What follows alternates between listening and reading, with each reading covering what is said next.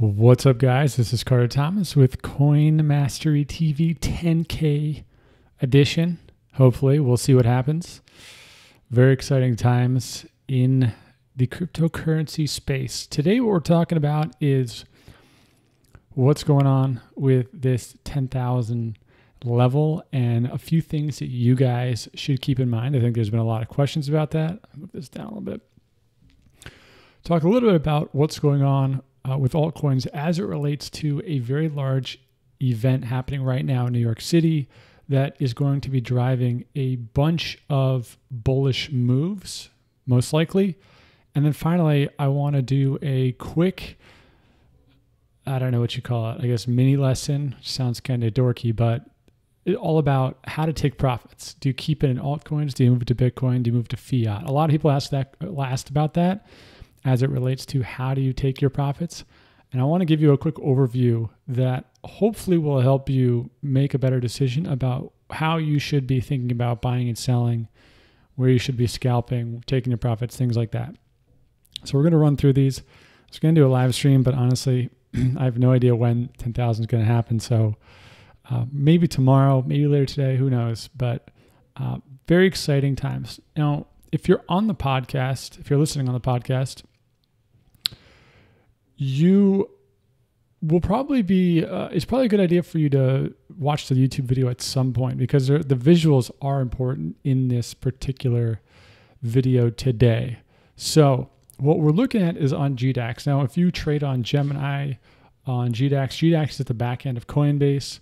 Maybe you trade on Bitfinex, or if you're somewhere else, you trade on a different exchange.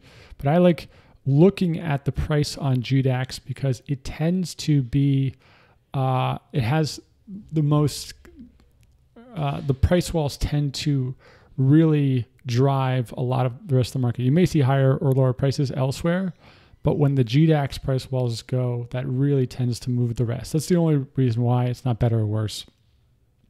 But what I want to show you guys is, as in situations like this, often the best place to look for what's going on or what the sentiment is right in the order books.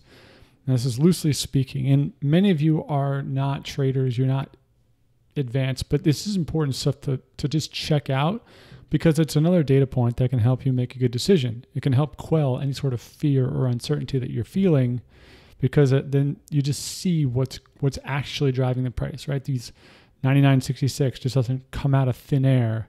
There's a reason behind it.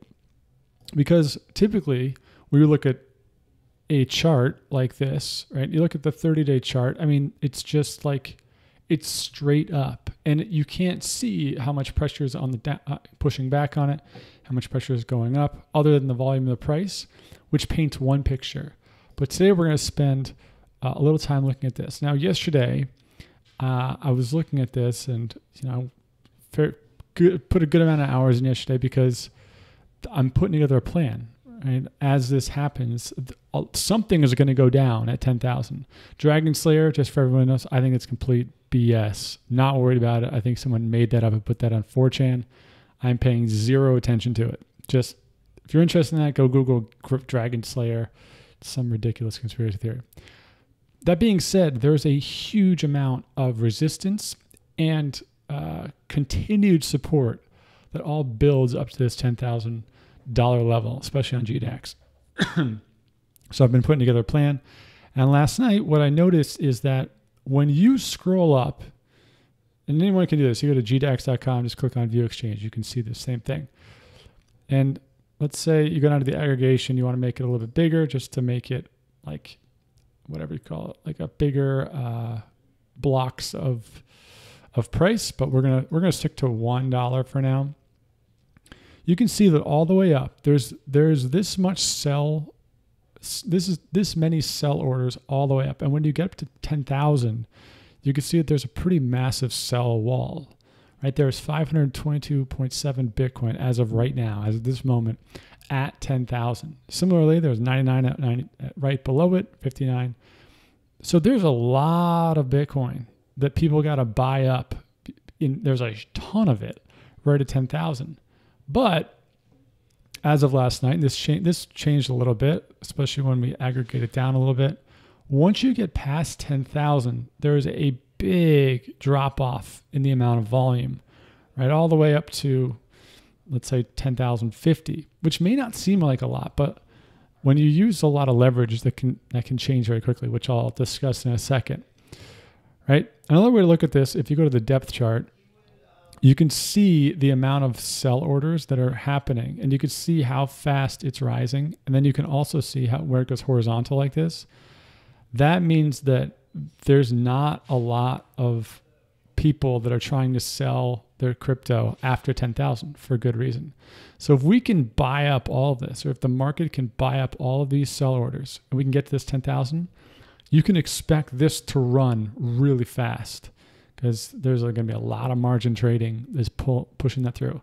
The other data point, which I won't get into right now, is if you scroll back to 9,000, 8,000, 7,000, 6,000, 5,000, every time it crosses that level, it surges through for this exact reason. People put up psychological walls around the round numbers, and then there's this void until the sell volume can fill in, which it may or may not do.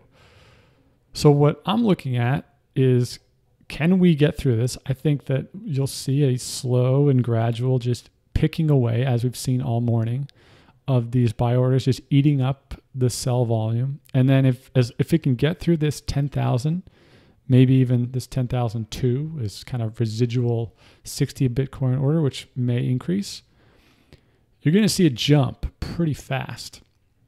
That opens up some very unique trading opportunities.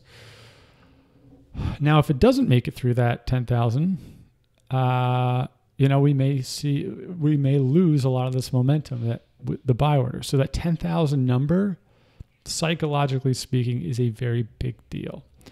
So what does this mean for you? Well, if I were you, if you were a beginner or an intermediate investor and or a trader, I would probably not do anything. I would probably sit back and just see what happens. If it breaks 10,000, terrific. Have your dollar cost averaging running no matter what. But this is a very high stakes moment in crypto. Now, if you are I would say advanced, like all the way far into the spectrum of intermediate to advanced, this presents a very interesting opportunity where you can, I guess you can call it hedging a margin bet. Again, I'm not recommending this. I'm not a financial advisor. This is extremely, not even risky. It's just very technical. You've got to know what you're doing if you want to implement this. But this is what you're going to see people do, is as the price gets up to like 9,995, you're going to see people put in short positions right around here, right around 99.99. And then you're going to see people put in massive leverage long positions at 10,000, maybe like 10,001 or 10,001 or whatever it may be. Because they know that as soon as it crosses this barrier, if it gets through, it's going to skyrocket. And when you know that something is going to pop like that at a certain point, you can hedge yourself really well. Now, if this sounds like I'm speaking Chinese, and you don't worry about it. This is more for people who are just fascinated with how you trade in these highly volatile environments. I personally am not going to, even though I would love to, because I know I am not advanced enough trader. And this is a really, really good way to lose all your money if you don't know what you're doing. But it's really good to know this as a bystander, because otherwise you're gonna see this price going all over the place, and it's gonna just drive you insane. That's why we're bringing this up. So you're gonna see people who take out large margin positions at 10,001 for a long, and then they're gonna go short, just either with margin or with straight BTC short positions at 99.99. Meaning, if it gets up here and it comes back down, they make money. If it gets up here and it shoots up, they make money on the long. They close their short very quickly. They're good to go. So we're going to see some really interesting things happen at 10,000. I totally honestly, I'm so tempted to try to do something here, but I know that I'm not a pro trader. I don't make money very well by doing that. And I would encourage anybody to be very realistic about what it is you are good at. Stick to the dollar cost averaging, wait for the dips. But be aware, stay woke, as they say. You gotta know what's going on. So that's what I'm keeping my eye on right now. Just watching these walls come down if they keep doing. Also watching how it fills up beyond 10,000. Right? If it stays empty, it gets interesting real quick. Okay, the chart on BTC, same whole story. Price going crazy, volume going up. One interesting quote that Mark Cuban had, I saw this morning in an article, is that the price is just going to keep going up. Mike Novogratz kind of talks about this as well, where as long as there is an ongoing demand from people who want to buy Bitcoin, and as long as the people who have Bitcoin aren't really interested in selling it, because there's a fixed supply, the price is just going to keep going up. There's a lot of things that can change that.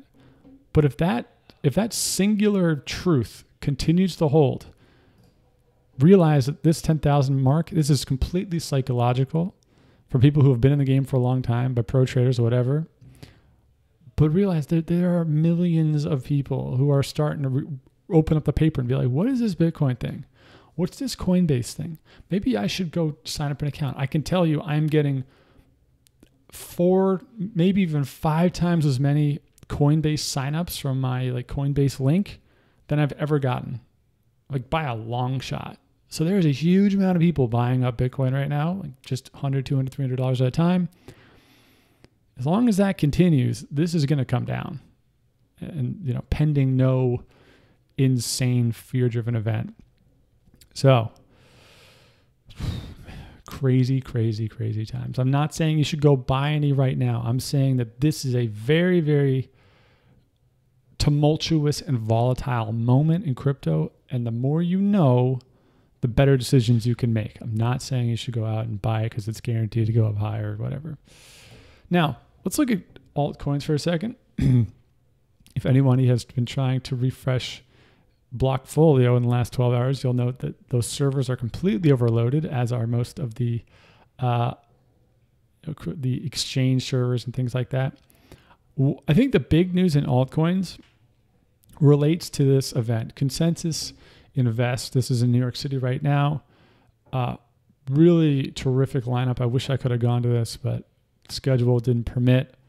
A lot of really not only good, interesting talks and discussions and people, but this is where a lot of partnerships are going to be announced, and you're starting to see it, right? This morning, I believe IOTA and Microsoft announced a partnership. I'm pretty sure Walton Chain and somebody else just released a partnership. I can't remember who it was, but you are going to see more and more partnerships, news, breaking events come out at this particular event, more so than usual. Meaning, if you see a big spike in these coins, realize that that's what it's coming from. So there's going to be a pop. It's going to come back down. And if the news is actually hey, we're going to increase the transaction volume for this particular coin, that may be a good sign to hold. If it's something that's more about the PR, the pump may be a really good way to scalp your gains and call it a day, or whatever it may be. But that's what's going on. At least the top 50 crypto coins that are in this space are at this event, and this is where you announce your partnerships. So keep an eye on that as you are looking through your altcoins. Realize that's what the name of the game is. That's why going to these events can be very helpful, can be very profitable, because often you can meet people who are having drinks and they're like, oh yeah, tomorrow we're giving this presentation. We have this really cool announcement we're going to make. I'm so stoked about it. You can go back to your hotel room and buy it all up before they go on stage and make, that's how it happens. So keeping that in mind, I think that's an interesting piece. And what I want to do last is talk about taking profits. You'll notice that my videos last few days are not as long as usual because, to be perfectly honest, the analytics in YouTube dramatically prefer the 20-minute videos. And I know many of you podcast listeners and some people really like the longer stuff. I'm going to try the 20 minutes for a little while. Just get to the points, and we can circle back from there. But I'm a man driven by data, so that's what it is. This is a quick worksheet I put together about taking profits. A lot of you asked about this, and I think that this is very relevant, especially yesterday in the video. I said I would encourage everybody to take profits, even if it's $50, not necessarily because you're cashing out or you think this is the top. You're doing it purely so that you can experience the feeling of going back to fiat currency, which sounds ridiculous, but just doing it once or twice with a very small amount of money will allow you to do it more easily when the stakes are higher. When this is at 18, 20,000 Bitcoin, it's going to be way harder to pull fiat out if you've never done it before. So just do $20, $50, $100. Don't worry about the tax stuff. Let me say that again. I'm not a professional here. Make sure that you know what the implications are. But I'm saying do it with a very small amount of money for the psychological reasons. But I want to talk about how you should do it, what the best way to do it is. Here's the obvious disclaimer. Be smart about this. I'm not a professional. Do your own, everything. Now, we're going to imagine that we're using altcoins. And because this can apply to Bitcoin, it can apply to Ethereum, it can apply to anything, but I'm just going to use altcoins because that paints the most options and you can extrapolate from there. Let's say you bought some Stellar Lumens for $5,000. Some of you have bought it. Last week 2 weeks ago, I made a video about how I bought a ton of Stellar Lumens. Let's say you bought $5,000 worth. And then that Stellar Lumens went up to $6,000, right? The altcoin went from being worth 5 cents up to 6 cents. And there's $1,000 increase. You're looking at this and saying, okay, it went up 20%. I should take my profits, right? Just like the scalp sheet says, if you want to go check that out, you can go to coinmastery.com/trade sheet. I'll take you there. There's a link to the YouTube video within that document. You can check it out. All right, but if you want to sell, you have 3 options. And we'll walk through what those 3 options are. The first option is that you keep it in the coin. Okay, you're just holding it. So it goes up 20% and you say, I'm actually going to keep Stellar Lumens. Maybe shrink this video. I'm going to keep the Stellar Lumens and I'm not going to take profits there. That is an active decision you're making. And the reason why is because you think, or you have reason to believe, that Stellar Lumens are going to exceed the returns of Bitcoin and or Ethereum in a certain period of time.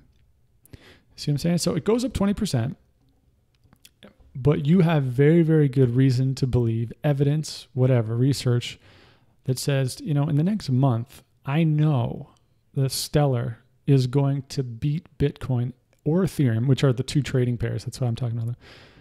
It's going to beat them in the market. So I might as well keep my coin in Stellar for now because it's a better trade to stay in there. All right. Risk management aside, that is why you would keep it in. You keep your profits in the coin. Don't do anything. You just hold it. The reason why that's a decision or an option is because that is an active decision. Right? Doing nothing is a decision in trading. The second option, right? I should change that to option 2 is you sell the original investment back to Bitcoin, let's say, and you keep the rest in Stellar. So going back here, you bought $5,000. You needed to convert the US dollar fiat into Bitcoin. So you have $5,000 worth of Bitcoin. And then that's what you bought the Stellar Lumens with. So the second option is you sell off, let's say 80% of the investment amount back into Bitcoin, and you keep the 20% into what they say free coins. This means that you are recouping your initial $5,000 right here, but you also now have 1,000 Stellar Lumens that you basically got for, as profit. You're keeping it in Stellar. And the reason why you do this is that you think Bitcoin will beat Stellar, but you still want to diversify. So you took the profit and you're looking at the trade and being like, you know what? Long term, my Bitcoin's going to beat this anyway. I did this because there was an opportunity to scalp it. I have no idea what's going to happen with Stellar. I just want to get back to Bitcoin. This is what most people do in terms of taking profits. This is the most popular option. You have a stack of Bitcoin. You buy an altcoin. The altcoin goes up, and then you get your original Bitcoin investment back, and then you have some free coins available over here that you just build up bags and bags and bags of them. Okay, because you believe Bitcoin will exceed the returns or are less risky than the returns of Stellar limits. All right, that is why you scalp to Bitcoin or Ethereum, depending on the trading pair. Now, the third option is whether or not you go to fiat, right? So in option 2, you got your original investment back into Bitcoin, and then you kept the profits in Stellar. In option 3, you get your original investment back, and you take the profits, and you go all the way to fiat. So you take the Stellar, go to Bitcoin, and then you'd go to fiat, right? You'd move it over to your exchange, and you'd go back to fiat. And the reason why you would do this is because you think that fiat currency will hold value better than Bitcoin or Stellar will. Meaning, you think you got away with something. You're in a risky environment, maybe in a bear market, and you don't want to own crypto. You want to own fiat that's going to be very stable, while Bitcoin and Stellar are very volatile, right? And you think that it's going to go down. So fiat is actually a very good hedge. That is when you would take your profits into fiat currency, right? So if let's say you scalp some profits right now, you'll notice on Twitter or wherever you're hanging out, a lot of people, traders, will say, oh, I locked in hard profits into fiat.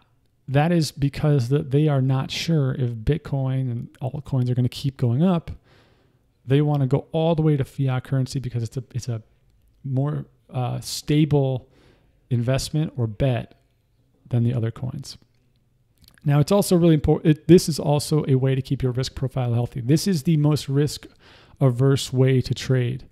If you take your profits and you push it all back into fiat currency, that is the lowest risk version, because that profit is no longer in crypto.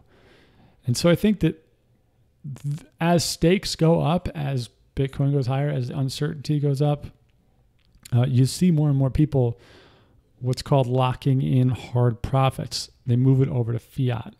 But when you're looking at your 3 options, like I guess you could say this is probably the most risky, right? When we're talking about altcoins, is you keep it in altcoin completely.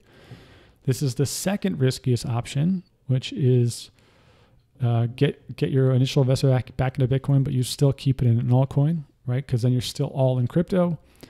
And option 3 is the least risky option because you get your initial investment back in crypto, but you're moving some back into fiat. And even if you don't like fiat, believe in fiat, it's more stable than anything else right now. Okay? And those are your 3 options. That's how you make the decision. And that's why research is so important when you're trading coins. Because if you don't know anything about the coin, you may automatically do option 2 or you may automatically do option 3 when option 1 may really be the best move. That's why people who blindly trade they'll rarely do option 1, because if they know that they don't know anything about the coin, they're not going to risk it at all. They're going to lock in their profits as often as they possibly can. Now, a few last things to think about. You can mix and match these amounts. Okay, this does not have to be 20%. It does not have to be Bitcoin and still. I mean, you can scalp this however you want. It's more about the investment classes, which I would consider fiat trading. Fiat is one, Bitcoin / Ethereum is the other, and then all the other altcoins are the third. Right? That's just how the trading pair is worked out. Taking taxes into consideration, right? This is why you need to consult with an accountant or a CPA. I mean, you can ask online, but everyone's going to give you 50 different answers.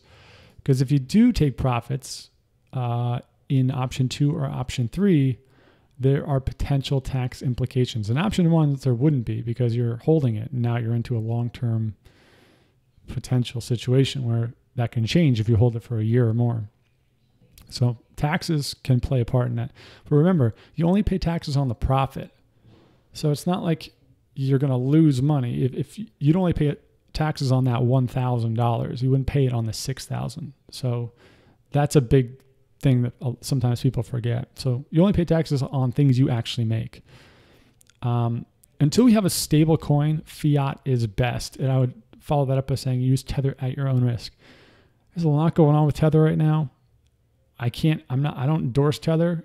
I don't know what the hell is going on, to be perfectly honest. I would tell you fiat is going to be your least risky bet. You can roll the dice with Tether, whatever, but know that there is something very strange going on with that thing. And, so it goes. But hopefully that's helpful. Again, if you listen to this on the podcast, it might help if you watched it on the video on the YouTube channel. And I hope that at the very least, this helps you get an idea in terms of how you should scalp. The other question that always comes up is, how do you know what 20% you're scalping? And that's a personal preference. If you want to do 20% in Satoshis, or if you want to do 20% in fiat, that's your call, right? 20% in Satoshis against Bitcoin is a lot harder, but it's much more profitable because it means you're beating the Bitcoin index. If you're doing it in US dollars, that's basically just like taking profits as you're holding, right? I mean, for whatever reason. So that's that. In the meantime, look at this. We're up to 99.77. Oh man, we're getting close. So hopefully by the time you watch this, we're up at 10,000. We're having a huge party. Cool. All right, guys. Well, thank you for watching. As always, thanks for listening. If you haven't, hit that subscribe button. Tell your friends. Go to coinmastery.com/Bitcoin for a free Bitcoin course all about how to buy your first $100. Get them in this before this goes to absolute banana town, 100,000 Bitcoin. I'll see you tomorrow. Peace out.